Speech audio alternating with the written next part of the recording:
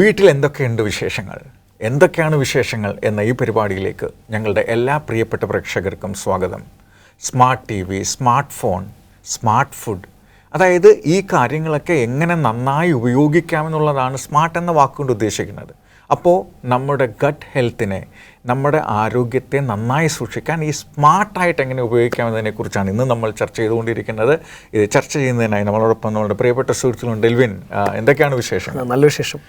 Jacob, എന്തൊക്കെയാണ് വിശേഷം? സുഖമായിരിക്കുന്നു. തീർച്ചയായിട്ടും നമ്മുടെ വിഷയത്തിലേക്ക് നമുക്ക് കടന്നു വരാം. കുടലിൻ്റെ ആരോഗ്യത്തിന് ഏറ്റവും നല്ല ഭക്ഷണങ്ങൾ എന്തൊക്കെയാണ്, അത് എങ്ങനെ നമുക്ക് ഉപയോഗിക്കാം? ഒരു വളരെ ഇമ്പോർട്ടൻ്റ് ആയിട്ടുള്ള ചോദ്യമാണ്. അതായത് ഗട്ട് ഹെൽത്ത്, അതുപോലെ തന്നെ ഈ സൂക്ഷ്മാണു മൈക്രോബയോമിനെ, ഗുഡ് മൈക്രോബയോമിനെ കൂടുതൽ വളർത്താനായിട്ട് എങ്ങനെ കഴിക്കാമെന്നുള്ളതാണ്. ഓക്കെ, അപ്പോൾ ഏറ്റവും ഇമ്പോർട്ടൻ്റ് ആയിട്ടുള്ളത് ഫെർമെൻറ്റഡ് ഫുഡ്സാണ്. പുളിപ്പിച്ച ഭക്ഷണങ്ങൾ കഴിക്കുക എന്നുള്ളതാണ്. മെയിനായിട്ട് തൈര്, പിന്നെ മോരും വെള്ളം, ഫെർമെൻഡ് ആയിട്ടുള്ള അതർ ഫുഡ്സ്, ഇഡ്ഡലി, അങ്ങനെ എന്ന് വേണമെങ്കിൽ പറയാം. പിന്നെ ഈ സൗത്ത് ഈസ്റ്റ് ഏഷ്യൻ കൺട്രീസിലൊക്കെ വെജിറ്റബിൾസ്, ക്യാബേജ്, ഇങ്ങനത്തെ സാധനങ്ങളെയൊക്കെ ഫെർമെൻറ്റ് ചെയ്ത് കഴിക്കുന്ന ഒരു രീതിയൊക്കെ ഉണ്ട്. ഇനി അതല്ലാതെ നമുക്ക് വേണ്ടത് ഫ്രൂട്ട്സ്, വെജിറ്റബിൾസ്. ഫ്രൂട്ട്സ് എന്ന് പറയുമ്പോൾ പഴം, apples, berries, green leafy vegetables. അപ്പോൾ അതിൽ ചീര പെടും, സ്പിനാച്ച് അതെല്ലാം വരും. പിന്നെ അതുപോലെ ക്യാബേജ്, അങ്ങനത്തെ വെജിറ്റബിൾസ്. ഇതെങ്ങനെയാണ് സംഭവം എന്ന് വെച്ചാൽ, ഒരേ ഭക്ഷണം തന്നെ കുറേ നാൾ കഴിക്കുന്നതിനേക്കാളും നല്ലത് ഒരു 2 to 3 months ഗ്യാപ്പിൽ നമ്മൾ ഈ ഹോൾ ഫുഡ്സും ഫ്രൂട്ട്സും വെജിറ്റബിൾസും ഒക്കെ ചേഞ്ച് ചെയ്തുകൊണ്ടിരിക്കണം.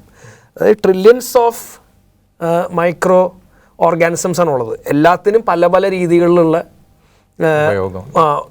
ഫുഡ്സാണ് വേണ്ടത്. അപ്പോൾ എപ്പോഴും നമ്മൾ വെറൈറ്റി ഓഫ് ഫുഡ്സ്, ഒരു 30 different varieties of fruits, vegetables എല്ലാം ഓരോ ആഴ്ചയും കഴിക്കാനായിട്ട് നമ്മൾ ശ്രമിക്കണം എന്നുള്ളത്. ഹെൽത്തി ഫാറ്റ്സ് വേണം. ഹെൽത്തി ഫാറ്റ്സ് എന്ന് പറഞ്ഞാൽ ഈ റിഫൈൻഡ് ഫാറ്റ്സിനേക്കാളും അനിമൽ ഫാറ്റ്സിനേക്കാളും ഒക്കെ നല്ലത് നട്ട്സും ആൽമണ്ട്സ്, അങ്ങനത്തെ ഫാറ്റ്സ് നമുക്ക് കഴിക്കാൻ പറ്റും.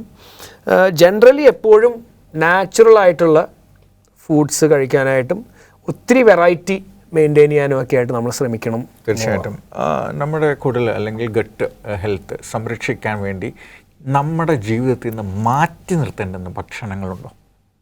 ഒന്നാമതായിട്ട് പ്രോസസ്ഡ് ഫുഡ്സും ഫൈൻ ഫുഡ്സും. ഞാനിത് ശരിക്കും എൻ്റെ ജീവിതത്തിലും ഈ അടുത്ത കാലത്ത് കംപ്ലീറ്റ്ലി മാറ്റി. വളരെ റെയറായിട്ട് ഇപ്പോൾ കഴിക്കാറുള്ളൂ.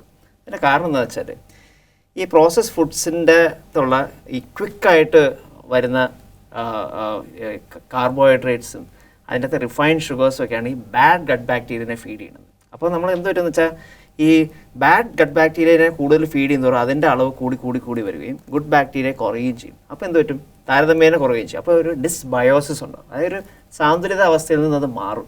അപ്പോൾ എന്ത് പറ്റും, നമ്മുടെ അവിടെ ഇൻഫ്ലമേഷൻ ഉണ്ടാവുകയും നമ്മുടെ ഗട്ടിൻ്റെ ഹെൽത്ത് പ്രശ്നമാവുകയും വേറെ കുറേ അതായിട്ട് അസോസിയേറ്റഡ് ഇഷ്യൂസും വരും. രണ്ടാമത്, നമ്മൾ പലരും കാലറി കോൺഷ്യസ് ആയിട്ടുള്ളവർ അല്ലെങ്കിൽ ഷുഗർ കഴിക്കാൻ താല്പര്യമില്ലാത്തവരൊക്കെ ആർട്ടിഫിഷ്യൽ സ്വീറ്റ്നസ് ഉപയോഗിക്കും. അപ്പോൾ ആസ്പെർട്ടയും സുക്രലോസ് എന്നൊക്കെ പറഞ്ഞാൽ ചില ആർട്ടിഫിഷ്യൽ സ്വീറ്റ്നസ് ഉണ്ട്. ഇതൊക്കെ ശരിക്കും പറഞ്ഞാൽ നമ്മുടെ ഗട്ട് ഹെൽത്തിനെയും ബാധിക്കും. അവിടെ അത് ഗട്ട് ബാക്ടീരിയനെ അത് ഇമ്പാക്റ്റ് ചെയ്യുകയും, നമുക്ക് ഗട്ട് ബാക്ടീരിയ ഇമ്പാക്റ്റ് ചെയ്യാൻ വേറൊരു പ്രശ്നമുണ്ട്. നമ്മൾ ശരിക്കും ഇത് തുടങ്ങിയത് എന്തിനു വേണ്ടിയിട്ടാണ്? ഷുഗറിന് പകരമാണ് അല്ലേ?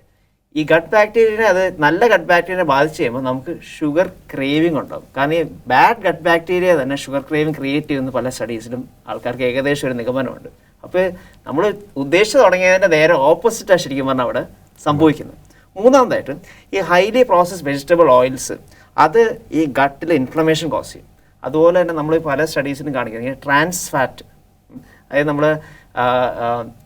ഹൈഡ്രജനേറ്റഡ് വെജിറ്റബിൾ ഓയിൽസ്, പല ഫുഡ്സിലും നമുക്ക് ട്രാൻസ് ഫാറ്റ് എന്ന് പറഞ്ഞാൽ ന്യൂട്രീഷൻ ലേബിളിൽ കാണാൻ പറ്റും. ഈ ട്രാൻസ് ഫാറ്റ് ഗട്ടിൻ്റെ ഇൻഫ്ലമേഷൻ ഉണ്ടാക്കും, അവിടെ വീക്കം സൃഷ്ടിക്കും. അവസാനമായിട്ട് എന്ന് പറയുകയാണെങ്കിൽ നമ്മൾ ഒഴിവാക്കേണ്ട കാര്യം ആൽക്കഹോളും കഫീനുമാണ്. കാരണം ഇത് രണ്ടും നമ്മുടെ ഗട്ടിനെ ഇറിറ്റേറ്റ് ചെയ്യുന്ന കാര്യങ്ങളാണ്.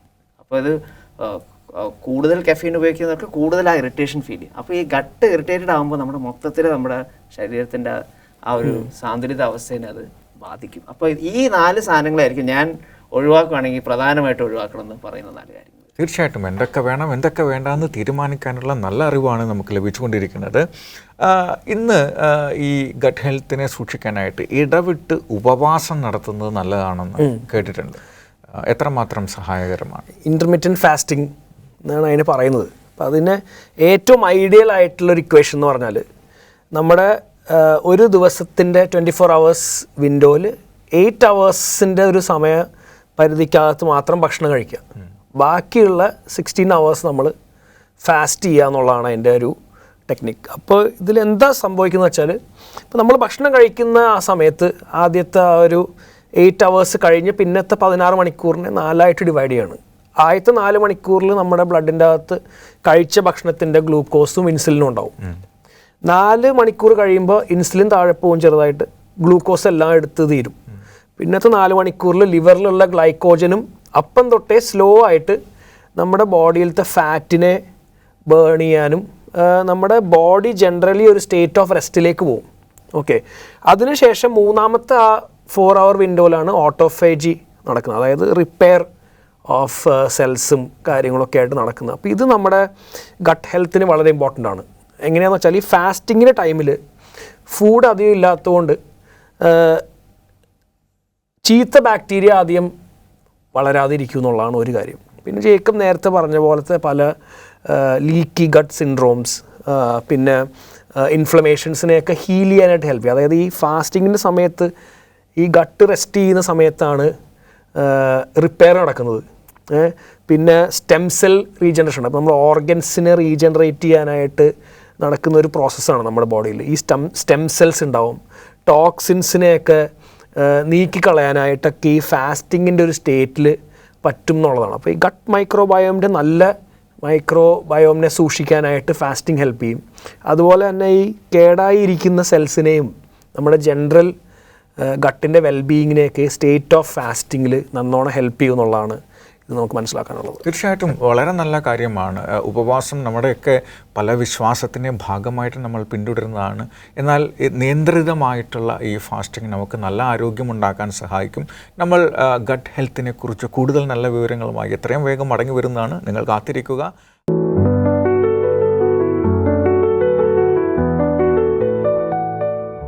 എന്തൊക്കെയാണ് വിശേഷങ്ങൾ എന്ന ഈ പരിപാടിയിലേക്ക് ഒരിക്കൽ കൂടി എല്ലാ പ്രിയപ്പെട്ട പ്രേക്ഷകർക്കും സ്വാഗതം. നമ്മൾ പറഞ്ഞുകൊണ്ടിരിക്കുന്നത് നമ്മുടെ ദഹനേന്ദ്രിയ വ്യവസ്ഥ ഉൾപ്പെടുന്ന അല്ലെങ്കിൽ ഗട്ട് ഹെൽത്ത് എന്ന് പറയുന്ന കാര്യങ്ങളെക്കുറിച്ചാണ് പറഞ്ഞുകൊണ്ടിരുന്നത്. അപ്പോൾ ഈ ഗട്ട് ഹെൽത്തിന് ജലാംശം നമ്മുടെ ശരീരത്തിൽ ആവശ്യത്തിന് വേണം എന്ന് പറയുന്നുണ്ട്. അത് എത്രമാത്രം നല്ല ആരോഗ്യത്തിന് പങ്ക് നൽകുന്നു? വളരെ ഇമ്പോർട്ടൻ്റ്. നല്ലോണം നമ്മൾ ജലം കുടിക്കുന്നില്ലെങ്കിൽ, നല്ലോണം ഹൈഡ്രേറ്റഡ് അല്ലെങ്കിൽ അത് ഗട്ട് ഹെൽത്തിനെ ബാധിക്കും. അപ്പോൾ എന്താണ് ജലത്തിൻ്റെ ഇവിടെയുള്ള റോള്? ഒന്നാമതായിട്ട് നമ്മുടെ ദഹനത്തിന് ജലത്തിനൊരു പ്രധാനപ്പെട്ട റോളുണ്ട്. ഇപ്പോൾ നമ്മുടെ ന്യൂട്രിയൻസിനെ നമ്മുടെ ഭക്ഷണത്തെ നല്ല രീതിയിൽ ദഹിപ്പിക്കാനും ന്യൂട്രിയൻസിനെ അബ്സോർബ് ചെയ്യാനും വാട്ടറിനൊരു ഇമ്പോർട്ടൻറ്റ് റോളുണ്ട്. അല്ലെങ്കിൽ വാട്ടർ ഇല്ലെങ്കിൽ ശരിക്കും ഡൈജഷൻ ഭയങ്കരമായിട്ട് സ്ലഗ്ഗിഷാവും. രണ്ടാമത് നമ്മുടെ ഈ ഗട്ടിൽ കംപ്ലീറ്റ്ലി ഒരു ലൈനിങ് ഉണ്ട്. ഗട്ട് എന്ന് പറഞ്ഞാൽ നമ്മുടെ വായിൽ നിന്ന് തുടങ്ങി നമ്മുടെ ഏണസ് വരെ പോകുന്ന റീജിയനാണ്. ഇതിൽ ത്രൂ ഔട്ട് നമ്മൾ നോക്കുമ്പോൾ ഒരു മ്യൂക്കോസൽ ലൈനിങ് ഉണ്ട്. അപ്പോൾ ഈ മ്യൂക്കോസൽ ലൈനിങ്ങിൻ്റെ ഹെൽത്ത് നല്ലോണം ജലം കുടിച്ചാൽ മാത്രമേ നിലനിർത്തുള്ളൂ. കാരണം നല്ലതായിട്ട് ഹൈഡ്രേറ്റഡ് ആകുമ്പോഴേ ആ മ്യൂക്കോസൽ ലൈനിങ് നന്നായിട്ട് നിലനിൽക്കത്തുള്ളൂ. ഈ മ്യൂക്കോസൽ ലൈനിങ് ഇല്ലെങ്കിൽ അപ്പം തന്നെ ഇറിറ്റേറ്റഡ് ആവും നമ്മുടെ ആ ഒരു ഗട്ടിൻ്റെ ഭാഗം. മൂന്നാമത്തത്, ഈ ഹെൽത്തി ഗട്ട് ബാക്ടീരിയയ്ക്ക് വളരണമെങ്കിൽ നല്ലോണം വെള്ളം വേണം, അല്ലെങ്കിൽ ഹൈഡ്രേഷൻ ആവശ്യത്തിന് വേണം. അപ്പോൾ നമ്മൾ ചില വെള്ളം കുടിക്കാതിരിക്കുമ്പോൾ തന്നെ നമുക്ക് ചില കാര്യങ്ങൾ അപ്പോഴേ അനുഭവപ്പെടും. കോമൺ ആയിട്ട് നമുക്ക് തോന്നുന്നതാണ്, ഇപ്പോൾ ബ്ലോട്ടിംഗ് ഉണ്ടാവും വെള്ളം ആവശ്യത്തിന് കുടിച്ചില്ല, കാരണം ഡൈജഷൻ മര്യാദയ്ക്ക് നടക്കാത്തതുകൊണ്ടാണ്. കോൺസ്റ്റിപ്പേഷൻ നമ്മൾ അനുഭവപ്പെടും വെള്ളം മര്യാദയ്ക്ക് കുടിച്ചിട്ടില്ലെങ്കിൽ. അത് പലർക്കും തോന്നിയിട്ടുണ്ടാവും. വെള്ളം കുടിക്കാത്ത ദിവസങ്ങളിൽ നമുക്ക് നമ്മൾ മലവിസർജനം നടത്തുന്ന സമയത്ത് നമുക്ക് ബുദ്ധിമുട്ട് തോന്നും. മൂന്നാമതായിട്ട് നമുക്ക് ആസിഡ് റിഫ്ലക്സ് പലപ്പോഴും തോന്നും ഈ വെള്ളം മര്യാദയ്ക്ക് കുടിച്ചാൽ. അപ്പോൾ ഇതൊക്കെ കോമൺ ആയിട്ട് നമുക്ക് അനുഭവപ്പെടുന്ന ഡയറക്റ്റ്ലി ഗട്ടായിട്ട് ബന്ധപ്പെട്ട ചില സിംറ്റംസാണ്. അപ്പോൾ നമ്മൾ എത്ര വെള്ളം കുടിക്കണം? 2 to 3 liters ഒരു ദിവസം കുടിക്കാൻ നമ്മൾ ശ്രമിക്കണം. പ്രത്യേകിച്ച് നമ്മൾ സമ്മർ ആകുമ്പോൾ നമ്മൾ ശ്രദ്ധിച്ചിട്ടുണ്ടാകും, നമ്മൾ സമ്മർ ആകുമ്പോഴായിരിക്കും കൂടുതൽ ഇങ്ങനത്തെ സിംറ്റംസ് അനുഭവപ്പെടുന്നത്. അതിന് കാരണം എന്ന് വെച്ചാൽ നമുക്ക് സമ്മർ ആകുമ്പോൾ കൂടുതൽ ജലത്തിൻ്റെ ആവശ്യമാണ്. അപ്പോൾ നമ്മൾ ആ സമയത്ത് ഈ വെള്ളത്തിൻ്റെ അളവ് കൂട്ടിക്കണം.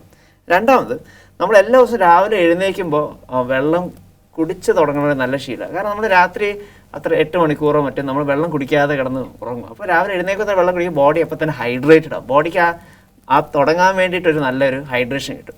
മൂന്നാമത് നമുക്ക് ചെയ്യാമെന്ന് വെച്ചാൽ ഹൈഡ്രേറ്റിംഗ് ആയിട്ടുള്ള സോളിഡ് ഫുഡ്സ് ഉണ്ട്.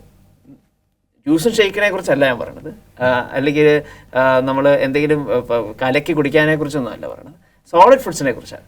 അപ്പോൾ ക്യുക്കംബേഴ്സ്, വാട്ടർമെലൺ, അതുപോലെ തന്നെ ഓറഞ്ച്, ഇതൊക്കെ നല്ലോണം വെള്ളമുള്ള ഭക്ഷണങ്ങളാണ്. ഇതൊക്കെ കഴിക്കാൻ നമ്മുടെ ബോഡി നാച്ചുറലി ഹൈഡ്രേറ്റഡ് ആകും. പിന്നെ ഒരു പ്രധാനപ്പെട്ട കാര്യം, ഇത് മലയാളികൾക്ക് ബുദ്ധിമുട്ടുണ്ടാക്കും ഇത് പറയുമ്പോൾ, പക്ഷേ അത് സത്യമാണ്. അത് നമുക്ക് എങ്ങനെ തിരിഞ്ഞും മറിഞ്ഞും നോക്കിയാലും ഇത് പറയാതിരിക്കാൻ പറ്റില്ല. ആൽക്കഹോളും കഫീനും ഇത് രണ്ടും ഡയൂററ്റിക്സാണ്. അതായത് പെട്ടെന്ന് നമ്മുടെ ശരീരത്തിലെ വെള്ളത്തിന് പുറത്തേക്ക് തള്ളുന്ന കോമ്പൗണ്ട്സ് അതിൻ്റെ അകത്തുണ്ട്. അപ്പോൾ അത് കഴിയുന്നത് ഒഴിവാക്കണം. കഴിക്കാത്തതാണ് ഏറ്റവും നല്ലത്. ഇങ്ങനെയാകുമ്പോൾ നമ്മൾ നല്ല ഹൈഡ്രേറ്റഡ് ആയിട്ടിരിക്കാൻ നമ്മളെ സഹായിക്കും. നമ്മുടെ ഗട്ട് ഹെൽത്ത് ഒപ്റ്റിമം ആവാൻ അത് സഹായിക്കും. തീർച്ചയായിട്ടും നിസ്സാരമെന്ന് നമ്മൾ വിചാരിക്കുന്ന കാര്യങ്ങൾ എത്ര ഇമ്പോർട്ടൻ്റ് ആണെന്നുള്ളതാണ് ഇതിലൂടെ നമ്മൾ മനസ്സിലാക്കുന്ന പ്രധാനപ്പെട്ട കാര്യം. ഇപ്പോൾ കുടലിൻ്റെ അല്ലെങ്കിൽ ഈ ഗട്ട് ഹെൽത്തിന് നാരുകൾ, ഫൈബർ, അതൊക്കെ ഗുണങ്ങൾ എത്രമാത്രം നമുക്ക് നന്മ സഹായിക്കുന്നുണ്ട്? നല്ല ചോദ്യമാണ്. ഈ നാര് ഭയങ്കര ഇമ്പോർട്ടൻ്റ് ആയിട്ട് ഉള്ളൊരു ആസ്പെക്റ്റാണ്. അപ്പോൾ ഈ ഫൈബർ ഉണ്ടാവുമ്പോൾ നമുക്ക് പല ബെനിഫിറ്റ്സാണ്. ഫസ്റ്റ് ഓഫ് ഓൾ ഫൈബർ 2 തരമുണ്ട്, സോൾയുബിൾ ആൻഡ് ഇൻസോൾയുബിൾ. ഈ ഇൻസോൾയുബിൾ ഫൈബർ നമ്മൾ കഴിക്കുമ്പോൾ അത് നമ്മുടെ ബവൽ മൂവ്മെൻറ്റ്സിനെ ഒത്തിരി ഹെൽപ്പ് ചെയ്യും. അതായത് നമ്മുടെ ഫുഡിനെ ഒത്തിരി ബൾക്കി ആക്കുകയും സ്മൂത്തായിട്ട് പാസ് ചെയ്യാനായിട്ടുള്ളൊരു രീതി ഉണ്ടാക്കുകയും ചെയ്യും. അതിന് ശരിക്കും പറഞ്ഞൊരു പ്രോസസ്സ് തന്നെയുണ്ട്. സ്മൂത്ത് പാസിങ്ങിന് വേണ്ടിയിട്ടുള്ളൊരു പ്രോസസ്സ് തന്നെ ഇതിൻ്റെ അകത്ത് ഉണ്ടെന്ന് കാണാൻ പറ്റും. പിന്നെ സോൾയുബിൾ ഫൈബർ, അതാണ് നമ്മൾ ഈ കഴിക്കുന്ന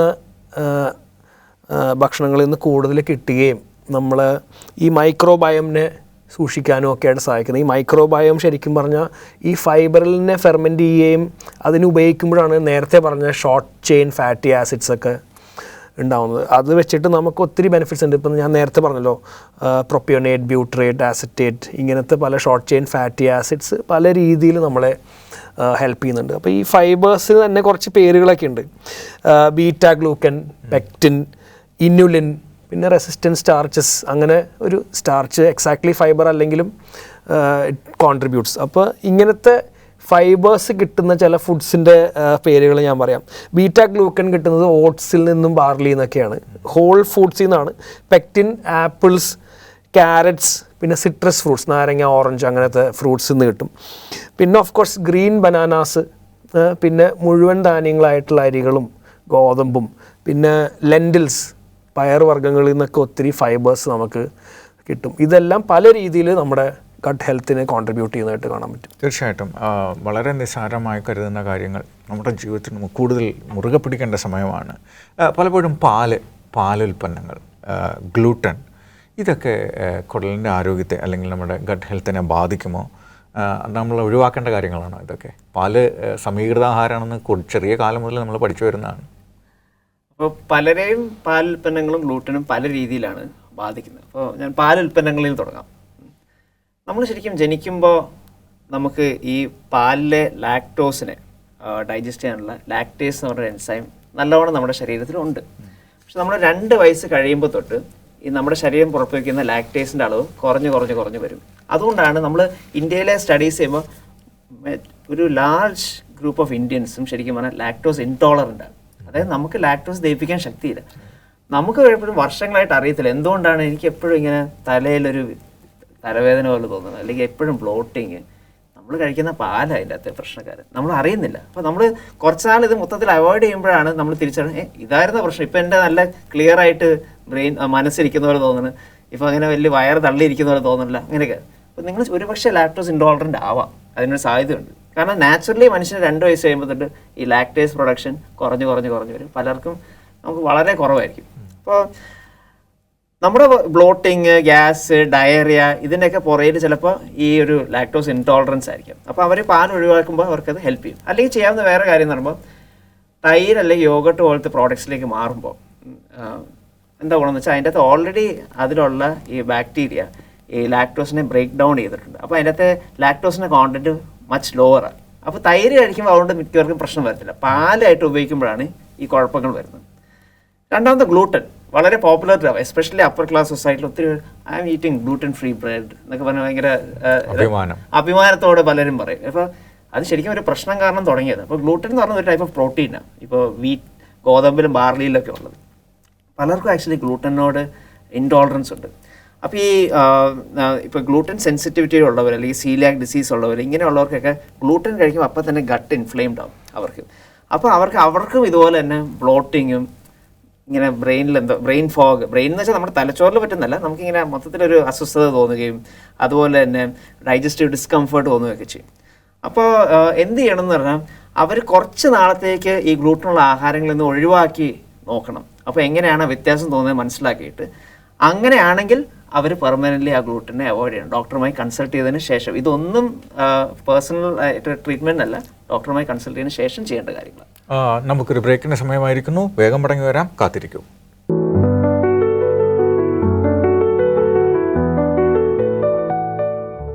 എന്തൊക്കെയാണ് വിശേഷങ്ങൾ എന്ന ഈ പരിപാടിയിലേക്ക് ഒരിക്കൽ കൂടി എല്ലാ പ്രിയപ്പെട്ടവർക്കും സ്വാഗതം. നമ്മൾ ഗട്ട് ഹെൽത്ത് എങ്ങനെയാണ് സംരക്ഷിക്കേണ്ടതിനെക്കുറിച്ചാണ് പറഞ്ഞുകൊണ്ടിരിക്കുന്നത്. ഇന്ന് മനുഷ്യർക്ക് സമയമില്ലാത്തത് ഉറങ്ങാനാണ്. അപ്പം ഉറക്കമില്ലായ്മ ഈ ഗട്ട് ഹെൽത്തിനെ എങ്ങനെ സ്വാധീനിക്കുന്നു?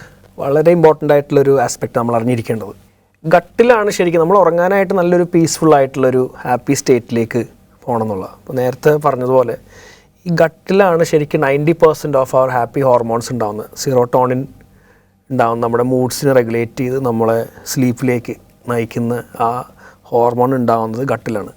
പിന്നെ ഡോപ്പമിൻ, കോക്രോകോക്കസ് എന്ന് പറഞ്ഞൊരു മൈക്രോബാണ് ശരിക്കും ഈ ഡോപ്പമിൻ ഉണ്ടാക്കാനായിട്ടുള്ളൊരു ഇൻ്റർമീഡിയറ്റ് കോമ്പൗണ്ട് ഉണ്ടാക്കുന്നത്. അപ്പോൾ നമ്മുടെ ഫീൽ ഗുഡ് ഫാക്ടേഴ്സിനെ കുറേ കോൺട്രിബ്യൂട്ട് ചെയ്യുന്നത് ഗട്ടിൽ നിന്നാണ്. അപ്പോൾ അത് നന്നായിട്ടുണ്ടെങ്കിൽ നമുക്ക് ഉറങ്ങാനും നമ്മുടെ ആങ്സൈറ്റിയും ഒക്കെ ഡ്രോപ്പ് ചെയ്യുകയൊക്കെ ചെയ്യും എന്നുള്ളതാണ് ഒരു ആസ്പെക്റ്റ്. പിന്നെ നമ്മുടെ സർക്കേഡിയൻ റിതംസിനെ ഇത് എഫക്റ്റ് ചെയ്യും. നമ്മൾ ഈവനിങ് ആകുമ്പോഴേക്കും നമ്മുടെ ഡൈജസ്റ്റീവ് സിസ്റ്റം പതിയെ സ്ലോ ഡൗൺ ചെയ്യുകയും ഇൻസുലിൻ്റെ സെൻസിറ്റിവിറ്റി കുറയുകയൊക്കെ ചെയ്യും. അപ്പോൾ ആ സമയത്ത് നമ്മൾ ഭക്ഷണം കഴിച്ച് ഡിസ്റപ്റ്റ് ചെയ്യുകയാണെന്ന് വെച്ചോ. അപ്പോൾ വയറിൻ്റെ അകത്തേക്ക് ഭക്ഷണം വിടുകയാണെങ്കിൽ അത് നമ്മുടെ മൊത്തത്തിലുള്ള മൂഡിനെയും എല്ലാത്തിനെയും എഫക്റ്റ് ചെയ്യുന്നുള്ളതാണ്. ഇത് നമ്മുടെ ബോഡിയിലെ കാര്യം. ഈ ഗട്ടിൻ്റെ അകത്തുള്ള മൈക്രോബയോമിനും സർക്കേഡിയൻ റിതംസ് ഉണ്ട്.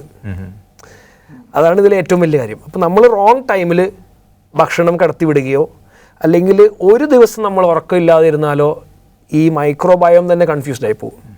അപ്പോൾ നേരത്തെ പറഞ്ഞതുപോലെ ഈ gut brain axis second brain മുകളിലേക്ക് റോങ് സിഗ്നൽസ് വിടും നമ്മുടെ ഉറക്കം തെറ്റിയാൽ. അപ്പോൾ നമ്മുടെ മൂഡും നമ്മുടെ ആക്ച്വൽ ഉറക്കത്തിനെയൊക്കെ സെക്കൻഡ് ബ്രെയിനിലുള്ള കൺഫ്യൂഷൻ കാരണം മുകളിൽ സംഭവിക്കും. അപ്പോൾ ഇങ്ങനെ രണ്ട് രീതിയിലും മൈക്രോബയോമിനെയും നമ്മൾ ഇതിലേക്ക് നയിക്കണം, റെസ്റ്റിലേക്ക്. നമ്മളും ഓഫ് കോഴ്സ് അത് മര്യാദയ്ക്ക് ഇരിക്കുമ്പോൾ ഹാപ്പി ഹോർമോൺസും നമ്മുടെ മൂഡ്സും ഒക്കെ റെഗുലേറ്റഡ് ആയിട്ട് നമുക്ക് ഉറങ്ങാനായിട്ട് പറ്റുകയും ചെയ്യും എന്നുള്ള കാര്യമാണ്. എത്രമാത്രം ഇമ്പോർട്ടൻ്റ് ആണ് നമ്മുടെ ഗട്ട് ഹെൽത്ത്, നമ്മുടെ ദൈനംദിന വ്യവസ്ഥയിലുള്ള ആരോഗ്യം സംരക്ഷിക്കേണ്ടുന്നത് എന്ന് നമ്മൾ മനസ്സിലാക്കുകയാണ്.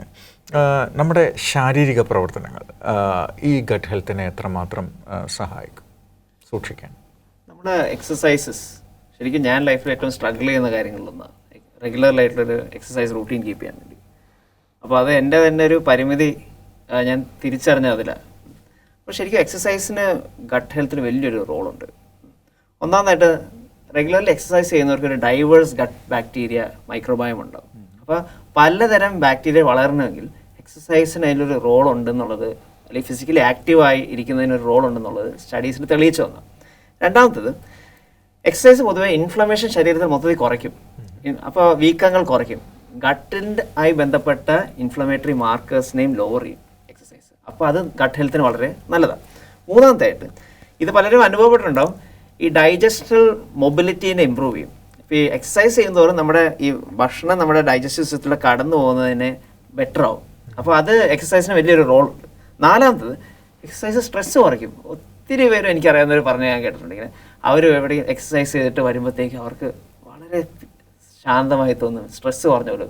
അപ്പോൾ ഈ സ്ട്രെസ്സ് കുറയുമ്പോൾ നമ്മുടെ ഗട്ട് ബ്രെയിൻ ആക്സസിൽ അപ്പോഴേ അത് അവർക്ക് മനസ്സിലാവും. അപ്പോൾ നമ്മൾ നേരത്തെ എല്ലാം പറയുകയുണ്ടേ, ഈ ഗട്ടിൻ്റെ അകത്തെ കാര്യങ്ങൾ തലച്ചോറിനെയും തലച്ചോറിൻ്റെ കാര്യങ്ങൾ ഗട്ടിനെയും ബാധിക്കും. അപ്പോൾ തലച്ചോറിലെ സ്ട്രെസ്സ് കുറയുമ്പോൾ അത് ഗട്ട് ഹെൽത്തിലേക്കും അത് നല്ല രീതിയിൽ കൊണ്ടുവരും, because of the gut brain axis. അത് പിന്നെ ഞങ്ങൾ എടുത്തു പറയാൻ കാരണം ഇത് തമ്മിലൊരു വളരെ നിശ്ചയമായിട്ടുള്ളൊരു ബന്ധമുണ്ട്, ഗട്ട് ബ്രെയിൻ ആക്സസ് എന്ന് പറയുന്നത്. അപ്പോൾ നമുക്ക് എന്ത് തരം എക്സസൈസ് ഒക്കെയാണ് ചെയ്യേണ്ടത്? ഒന്നാമത്തത് എയറോബിക് വാക്കിംഗ് പോലത്തെ എക്സസൈസ് ചെയ്യണം. കാരണം അങ്ങനത്തെ എക്സസൈസ് ശരിക്കും നമ്മുടെ ഡൈജഷനെ ഇമ്പ്രൂവ് ചെയ്യാൻ ഹെൽപ്പ് ചെയ്യും. രണ്ടാമത്തത് സ്ട്രെച്ചസ്. നമ്മൾ പലതരം സ്ട്രെച്ചസ് ചെയ്യുമ്പോഴത്തേക്കും നമ്മുടെ ഇൻഡസ്റ്റൈൻ ഉൾപ്പെടെ അതിന് ഹെൽപ്പ് കിട്ടുന്ന അതിനെക്കുറിച്ച് നമ്മൾ പഠിക്കുമ്പോൾ മനസ്സിലാവുന്നത്. അവിടെ പോലും അതിൻ്റെ ഒരു എഫക്റ്റ് ഉണ്ടാവും, മസാജിങ് എഫക്റ്റ് ഒക്കെ ഉണ്ടാവും. മൂന്നാമത്തത് സ്ട്രെങ്ത് ട്രെയിനിങ്. അപ്പോൾ സ്ട്രെങ്ത് ട്രെയിനിങ് എന്ന് പറയുമ്പോഴത്തേക്ക് ഈ വെയിറ്റിനെ ബെയർ ചെയ്തുകൊണ്ടുള്ള എക്സസൈസ്, എപ്പോഴും ഡമ്പൽ വെച്ച് ചെയ്യണമെന്നില്ല, എന്ത് രീതിയിലാണെങ്കിലും വെയിറ്റിനെതിരെ ചെയ്യണതിനെ നമ്മൾ സ്ട്രെങ്ത് ട്രെയിനിങ് എന്ന് പറയും. അപ്പോൾ അത് ശരിക്കും സഹായിക്കണം എന്തിനൊക്കെയാണെന്ന് വെച്ചാൽ മെറ്റബോളിസത്തിനെ സഹായിക്കും, അതുപോലെ തന്നെ ഈ ഗട്ട് മൈക്രോബയോമിൻ്റെ ബാലൻസിനെയും സഹായിക്കും. അപ്പോൾ ഇത് വളരെ ഇൻട്രിക്കേറ്റാണ്, എല്ലാം തമ്മിൽ അങ്ങോട്ടും ഇങ്ങോട്ടും ബന്ധമുണ്ട്. അപ്പോൾ ആ ഒരു അവസ്ഥയെ നിലനിർത്താൻ നമ്മുടെ ഓവറോൾ ഹെൽത്തിനെ നിലനിർത്താൻ ഇതിനൊക്കെ ഒരു റോളുണ്ട്. തീർച്ചയായിട്ടും വളരെ പ്രധാനപ്പെട്ട കാര്യങ്ങളാണ് നമ്മൾ കേട്ടുകൊണ്ടിരിക്കുന്നത്. ടെൻഷൻ, സ്ട്രെസ്, സമ്മർദ്ദങ്ങൾ, അത് നമ്മുടെ ഗട്ട് ഹെൽത്തിനെ എത്രമാത്രം ബാധിക്കുന്നുണ്ട്? സ്ട്രെസ്സ് ശരിക്കും ഞാൻ നേരത്തെ പറഞ്ഞ പോലെ ഒത്തിരി ബാധിക്കുന്ന ഒരു കാര്യമാണ്. അപ്പോൾ 3-4 കാര്യങ്ങളുണ്ട്. ഈ സ്ട്രെസ്ഡ് ആയിട്ടിരിക്കുന്ന സമയത്ത് നമ്മുടെ ഗട്ടിൽ നിന്ന് ബ്ലഡ് സ്ട്രീമിലേക്ക് ടോക്സിൻസിനെയൊക്കെ, ലീക്കി ഗട്ട് സിൻഡ്രോം, ഈ പ്രോസസ്സ് കാരണം ബ്ലഡിലേക്ക് പോവുകയും ന്യൂറോ ടോക്സിൻസ് വരെ ഉണ്ടാക്കുകയും ചെയ്യും. അപ്പോൾ അത് വീണ്ടും നമ്മുടെ ബ്രെയിനിനെ അഡ്വേഴ്സ്ലി എഫക്റ്റ് ചെയ്യും. സ്ട്രെസ് ഉണ്ടെങ്കിൽ നമ്മുടെ ഡൈജസ്റ്റീവ് സിസ്റ്റം മര്യാദയ്ക്ക് വർക്ക് ചെയ്യില്ല. നേരത്തെ പറഞ്ഞല്ലോ, കോർട്ടിസോൾ ഉണ്ടാകുമ്പോൾ ഡൈജസ്റ്റീവ് സിസ്റ്റത്തിലേക്കുള്ള ഫോക്കസ് കുറയും. അപ്പോൾ ഡൈജഷനെ എഫക്റ്റ് ചെയ്യുകയും ബ്ലോട്ടിങ്ങും ആസിഡ് റിഫ്ലക്സും അങ്ങനെ പല പ്രോബ്ലംസ്. സ്ട്രെസ് ഉണ്ടെങ്കിൽ ഈ മൈക്രോബയോമിലുള്ള നല്ല മൈക്രോബ്സിനെ ത്രൈവ് ചെയ്യാൻ അലൗ ചെയ്യില്ല. കൂടുതൽ ബാഡ് ബാക്ടീരിയ ആയിരിക്കും ഗ്രോ ചെയ്യുക എന്നുള്ള ഒരു കാര്യം നമുക്ക് കാണാൻ പറ്റും. പിന്നെ അതുപോലെ തന്നെ നമ്മുടെ ഹാപ്പി ഹോർമോൺസ് ജനറേഷൻ ഒക്കെ ഇതിലൂടെ അഫക്റ്റഡ് ആവുന്ന കാണാൻ പറ്റും. അപ്പോൾ നമ്മൾ എങ്ങനെയെങ്കിലും സ്ട്രെസ്സിനെ മാനേജ് ചെയ്യുക. അത് സെക്കൻഡ് ബ്രെയിൻ ആണോ ഫസ്റ്റ് ബ്രെയിൻ ആണോ, അതോ രണ്ടിനെയും ചേർത്ത് നമ്മൾ ഒരു നല്ല സ്റ്റേറ്റിലേക്ക് കൊണ്ടുവരിക, മൈക്രോബയോമിനെ ബെറ്റർ ആക്കുക, നമ്മുടെ ബ്രെയിനിനെയും മൈൻഡ്ഫുൾനെസ്, പിന്നെ believing in a god who can save us, ഇങ്ങനത്തെ കാര്യങ്ങളൊക്കെ വെച്ച് നമ്മുടെ സ്ട്രെസ്സിനെ മാനേജ് ചെയ്യാനും നമ്മൾ ട്രൈ ചെയ്യണം. തീർച്ചയായിട്ടും നമ്മൾ ഗട്ട് ഹെൽത്തിനെ സൂക്ഷിക്കാനായിട്ട് നല്ല ശീലങ്ങൾ, ഇതേപോലെയുള്ള നല്ല ശീലങ്ങൾ നമ്മുടെ ജീവിതത്തിൽ പരിശീലിക്കണം. അത് നമുക്ക് സന്തോഷവും നന്മയും തരും, നല്ല വിശേഷമുള്ള നല്ല മനുഷ്യരാക്കി മാറ്റും. മറ്റൊരു നല്ല വിഷയമായി വീണ്ടും വരുന്നവരെ എല്ലാ പ്രിയപ്പെട്ടവർക്കും നന്ദി. ദൈവം നമ്മളെ അനുഗ്രഹിക്കട്ടെ. ഇരുവർക്കും നന്ദി. Thank you.